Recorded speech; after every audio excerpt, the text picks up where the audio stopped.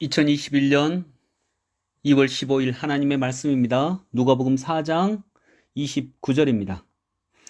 일어나 동네 밖으로 쫓아내어 그 동네가 건설된 산 낭떠러지까지 끌고 가서 밀치어 떨어뜨리고자 하되 예수께서 그들 가운데로 지나서 가시니라.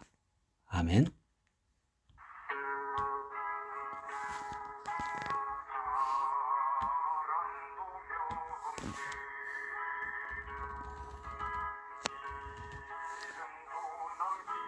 잘 모르겠는데요. 강신성 목사님, 백귀한 선생님, 이 두 분의 이름을 말하고 우리 아이들에게 이분들을 아느냐고 물었더니 모른다고 했습니다. 아련한 슬픔이 몰려왔습니다. 우리 아이들은 이분들의 이름을 모르는구나. 지난주에 소천하신 강신성 목사님은 광주 무진교회 목사님이셨습니다.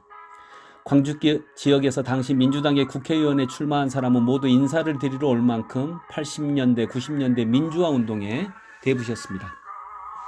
그 교회에서 교육민주화 운동에 산실은 정교조가 출범하기도 했습니다.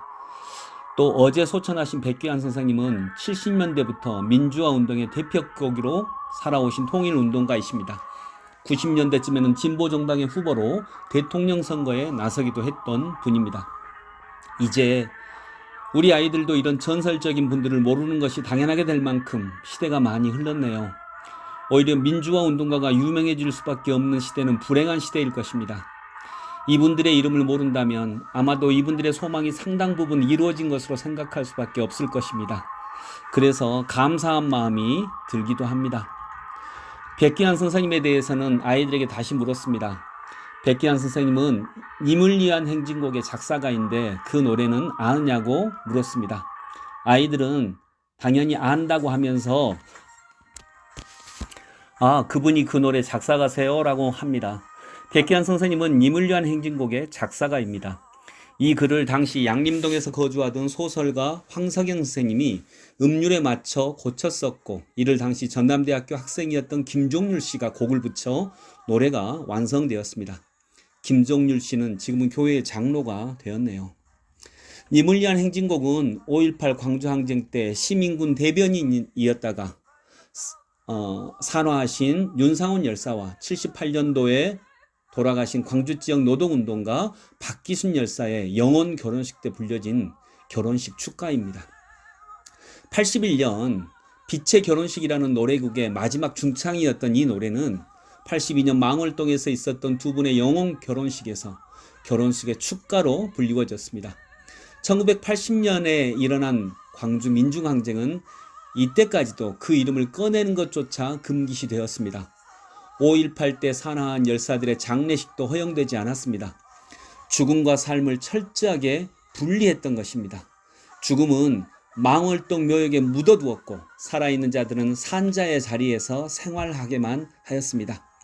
그때 놀라운 생각을 하게 됩니다. 장례식이 아닌 결혼식을 생각한 것입니다. 이미 죽어 이 땅을 떠난 분들의 영혼 결혼식, 그리고 그 결혼식의 축가로 이 노래가 탄생됩니다. 죽은 이들을 삶의 자리로 불러온 것입니다. 장례식은 죽음의 자리지만 결혼식은 삶의 자리입니다. 더구나 새로운 생명이 잉태되는 삶의 자리가 아닙니까? 돌아가신 그 두 분을 삶의 자리로 이끈 이 노래는 지금도 5.18을 상징하는 노래로 남아 있습니다. 오늘 본문 29절에 보면 일어나 동네 밖으로 쫓아내어 라는 구절이 나옵니다.